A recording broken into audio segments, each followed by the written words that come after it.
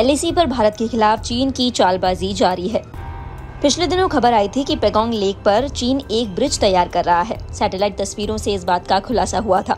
अब इसी मामले को लेकर राहुल गांधी ने मोदी सरकार पर निशाना साधा है, जिसमें उन्होंने सवाल उठाया है कि आखिर सरकार और पीएम इस मामले में क्यों चुप है।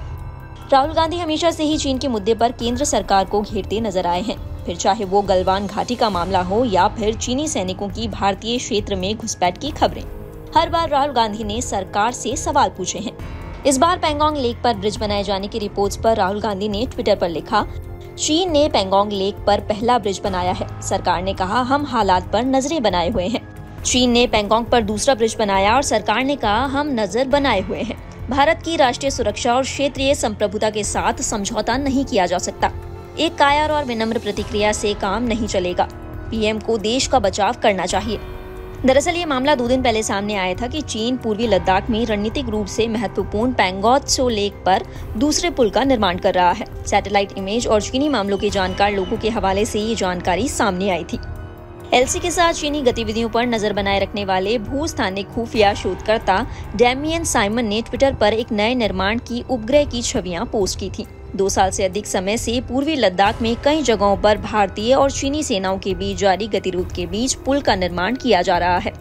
पूर्वी लद्दाख में पेगोंग झील के पास चीन के दूसरा पुल बनाने की खबरें आने के बाद विदेश मंत्रालय की तरफ से जवाब आया है, जिसमें कहा गया है कि खबरों के अनुसार जिस स्थान पर निर्माण किया जा रहा है वो क्षेत्र दशकों से चीन के कब्जे में है और भारत ऐसे घटनाक्रम पर नजरें बनाए रखता है।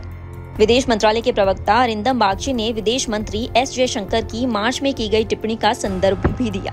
इसमें केंद्रीय मंत्री ने कहा था कि अप्रैल 2020 से चीन की तैनाती के बाद से पैदा तनाव और संघर्ष सामान्य संबंधों के माध्यम से दूर नहीं हो सकता।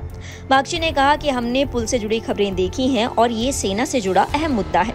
इस जवाब पर राहुल गांधी ने हमला बोला है। उन्होंने कहा कि पीएलए को घुसे 2 साल से ज्यादा का समय बीत चुका है और कई बार बातचीत भी की जा चुकी है, पर चीन की आक्रामकता में कमी नहीं आई है।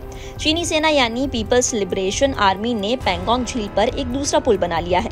भारत के लिए चिंता की बात इसलिए है क्योंकि इस पुल पर भारी गाड़ियां लाई जा सकेंगी, यानी जरूरत पड़ने पर चीन अपने सैन्य साजों का सामान यहाँ तक पहुँचा सकता है।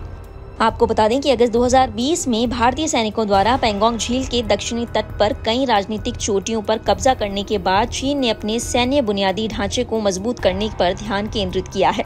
भारत भी सैन्य तैयारियों को बढ़ाने के समग्र प्रयासों के तहत सीमावर्ती क्षेत्रों में पुलों, सड़कों और सुरंगों का निर्माण कर रहा है। पता चला है कि चीन ने हाल ही में इस इलाके में पहले पुल का निर्माण कार्य पूरा किया है। जानकारों का कहना है कि नया पुल वास्तविक नियंत्रण रेखा से 20 किलोमीटर से अधिक क्षेत्र में बनाया जा रहा है।